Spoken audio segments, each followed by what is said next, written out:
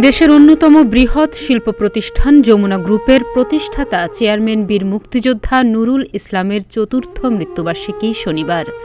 তার স্মৃতিকে অম্লান করে রাখতে দিনটি ঘিরে নানা কর্মসূচি পালন করেছে যমুনা গ্রুপ। এই বীর মুক্তিযোদ্ধার স্মরণে ও তার আত্মার শান্তি কামনায় দোয়া মাহফিলের আয়োজন করে দেশের অন্যতম শীর্ষ প্রতিষ্ঠান রংধনু গ্রুপ।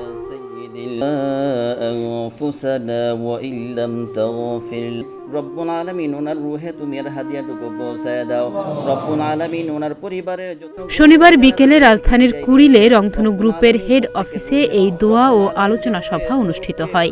এ সময় উপস্থিত ছিলেন রংধনু গ্রুপের ব্যবস্থাপনা পরিচালক ও দৈনিক প্রতিদিনের বাংলাদেশের প্রকাশক কাউসার আহমেদ অপু। সঙ্গে ছিলেন প্রতিষ্ঠানের বিভিন্ন পর্যায়ের ঊর্ধ্বতন কর্মকর্তারা। পরিবারের যত সদস্য দুনিয়া থেকে বিদায় নিয়েছে, রব্বুল আলামিন প্রত্যেকের রূহে দোয়া মাহফিলে প্রয়াতের বিদেহী আত্মার মাগফিরাত ও শান্তি কামনা করা হয়।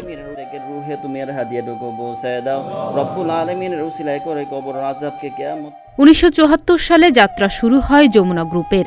মেধা, সততা, পরিশ্রম ও সাহসিকতার সঙ্গে একে একে 42টি শিল্প প্রতিষ্ঠান গড়ে তোলেন নুরুল ইসলাম।